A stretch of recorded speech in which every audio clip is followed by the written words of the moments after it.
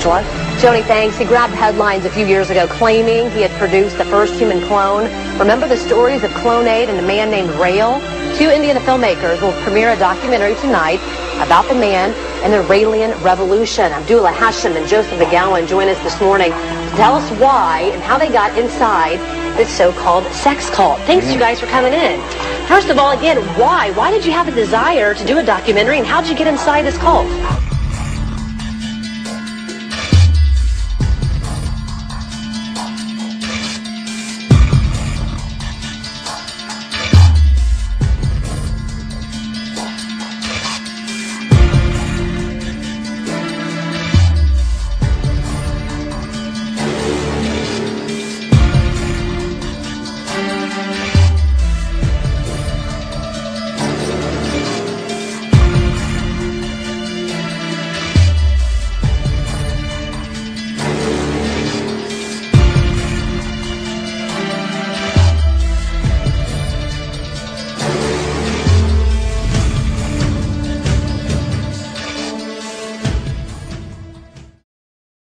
Assalamu alaikum, everyone, and welcome to a new edition of the Wake Up Project Radio. This is Nimra, and I'll be co-hosting this show with Susan. Assalamu alaikum. Now today is a special show because joining us here is the mastermind behind the phenomenal piece of work known as the Antichrist Dajjal series.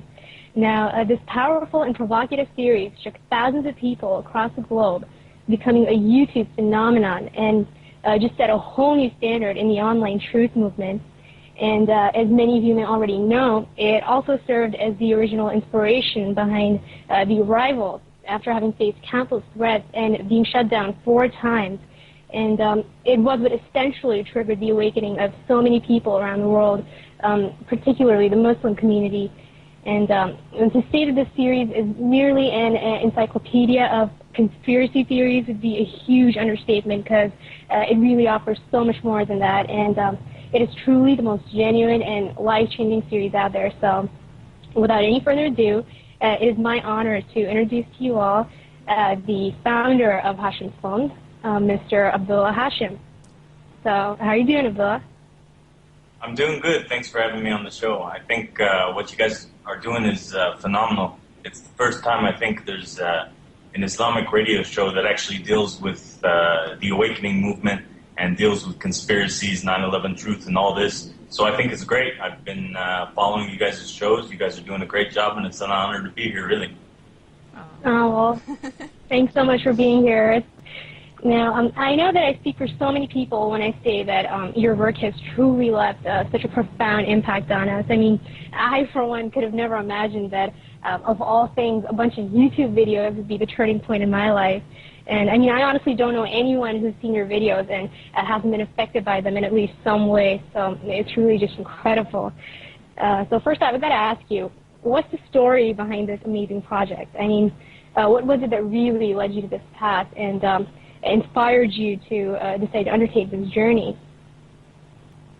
Okay, so basically, like, ever since I was a little kid, I've kind of had this inner feeling inside that something just isn't right, and that we are living in the end times, or close to the end times.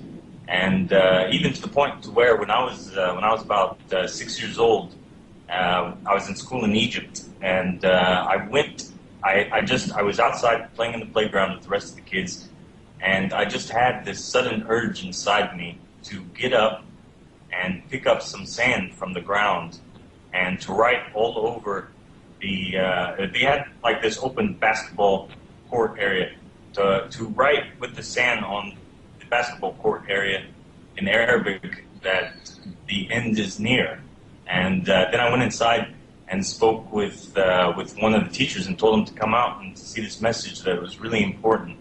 And I brought her out. Of course, she freaked out and said, Wow. And she kind of looked at me like I was the omen child, and then erased what I wrote. And ever since then, I've just kind of been fascinated with the end times and stuff. And then as I grew older and I moved to the United States, I kind of, drifted off into my period of Jahiliyyah, and got involved with you know, with school, with college, with making a career, filmmaking, all these different things. And it wasn't until a bad point in my life to where I really was fed up with everything. And after working with people in Hollywood and of this sort, you sort of get introduced into the occult rituals that they're involved in, and you start to kind of realize what these type of people, who these type of people are, and then I just started researching the occult and finding out really what they were doing, and I decided that it was time to get out of there, and I began to pray consistently, and it wasn't only until the point when I decided that I was going to just be completely honest with God and tell Him that I submit myself to Him completely to just show me the truth, you know, to help me make sense of the craziness around us. So that's basically what I did, and after that, things just started falling into place. I just started meeting the right people at the right time who would open my eyes to different things, and at the same time I was doing my research and kind of putting together pieces of the puzzle. And it took years, really, to come up with the Antichrist Dajjal series. I mean, before I even started making videos, I'd already been engulfed in the research for about 3 years, and that's really kind of where it went. Wow. Yeah, I was going to say, yeah, how long did this whole series take you? I mean, it's 483 episodes. I mean, that's astounding. Wow. Yeah. I can't imagine. I don't think anybody's even come close to doing a whole series, one congruent series on anything. Yeah, I didn't have too much of a personal life at the time, so yeah, I can imagine. The Antichrist Dajjal series just kind of consumed my life for the time until I made my move out of the United States and back to Cairo. So, how many people helped you with the project? Was it just 2 of you or more? With the project, it was me and Joe McGowan.